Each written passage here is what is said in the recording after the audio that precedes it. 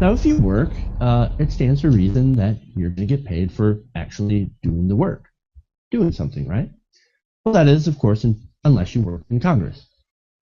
Now, the 113th Congress now is by far the least productive, highest paid Congress in history.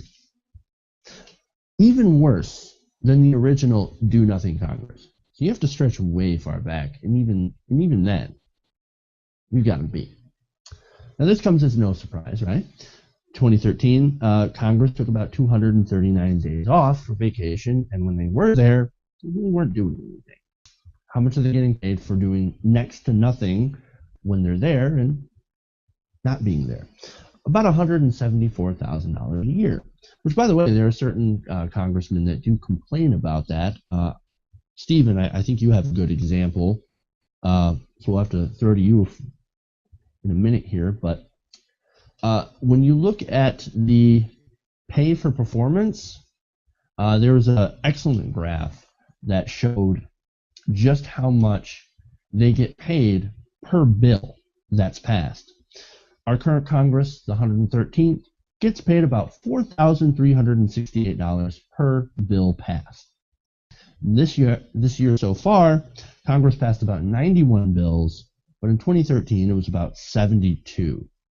So here they are, they're still getting paid a lot and not doing a lot. What do you think? It's really an embarrassment. It's just the fact that they're saying it's Representative Lee Terry of Nebraska, Republican, of course. You know, he's been saying kind of Congress can't afford a kind of a pay freeze or a pay cut because the last salary increase occurred 6 years ago. That was a $5,000 increase, I believe. But you know, that amount of money and saying, oh no, we still need some more because we're doing such good work. It's like, as you pointed out, they're doing no work. I mean, they call kind of students. You have, you know, particularly kind of right-wing Republicans, kind of students are lazy, Latinos are lazy, blacks are lazy. No, they've actually got jobs and are working. Nearly all of them. It's the Congress who are doing absolutely bugger all. It's amazing. Well, and I think there's a funny kind of reverse trajectory here, where U.S. employee wages are stagnant at a point where they rarely are in history, while employee production is at an all-time high.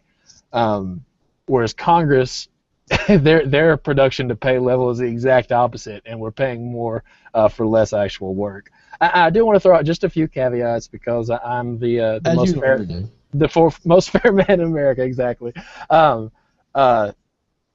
What Congress gets paid is like where their staff budget comes out of. So that's a lot of what these guys are asking for. They don't really need this money because, as we now know, most of congressmen, Democrat or Republican, are millionaires from their private sector dealings. So like what we pay them is really, it's what they need because they're too greedy to pay out of their own pocket for their staff. And then of course we also want to point out that the number of bills passed does not necessarily equal what you want out of Congress, because let's keep it real, if the Republicans passed every bill they want, we'd be in disastrous time. They also don't need money because when they're not in office doing stuff, even those the millionaires and even those who aren't millionaires in Congress are fundraising. You don't really need to worry so much about expenses in situations like that. That's either being taken care for you or it's kind of part of the deal. So I'm not, yeah. I mean, that this money is not too much. This is the point I was going to make, is that kind of these congressmen, you know, saying, oh, we're only earning $174,000 a year. To them, in the circles that they run in, because they're hanging around with multimillionaires, with billionaires, fundraising, they feel poor within their own social circle, within their bubble.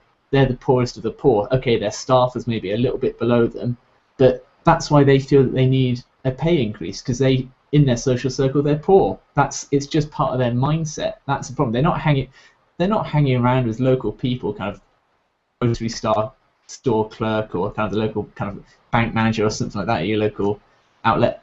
They're hanging around as multimillionaires, and so to them, $174,000 a year is nothing. I mean, the kind of Representative Lee Terry, he was saying, I already give 10% of my entire wage away to charity. I'm already giving back to the community, and I can't afford to give any more. And he said, he refused to give some of his salary last year when other lawmakers in his state did. And he said, God bless them. But you know what? I've got a nice house and a kid in college. And I'll tell you, we cannot handle it. Giving our paycheck away when you still worked and earned it, that's just not going to fly. It's like, oh, you've got a kid in college. Oh, you've got a nice house. Oh, well, poor you. Millions of people don't own their own house. They can't afford to send their kid to college. It's just, they're completely bereft of any sympathy or awareness of what the average person goes through. But going back to the fundraising angle that Nick brought up, it's not just when they're gone on vacation are they out there going to like fundraisers and parties and everything like that. They also spend about 4 hours a day when they're in Congress fundraising. So they're stuck in a nonstop fundraising loop, essentially. And that's really the sad fact about our current post-Citizens United, post-Buckley-Vallejo political, candidacy cycle. Our legislators are stuck in fundraising mode 365 days a year. And so, of course, they're not going to do our business. They're going to do the business of the wealthy donors. And what are the wealthy donors? Well, they're mostly bankers that don't want anything passed. They don't want regulation. They're not going to have anything passed, right? And also, oil tycoons. They obviously don't want anything done. They love status quo. Basically, the ones that are the richest got rich off the status quo, and so they don't want to change that. And there's the conservative argument, and you hear this a lot from Republicans. John Boehner famously said, well, you don't get judged on how many laws you make. You get judged on how many laws that you repeal. Well, okay, so there, in a certain argument, to be completely fair, there are some laws that may be redundant, right? But in order to repeal a law, you actually have to pass a law that repeals that law. So you actually have to be passing something, right? And conservatives, they certainly have tried to do that approach with one law in particular. I'll give you a hint to guess what that is, which one they've been trying to repeal. But it just shows that their priorities, they don't match up to passing legislation. They just don't want to do it because it's not a priority. It's not a priority for them, and it certainly isn't a priority to their donors.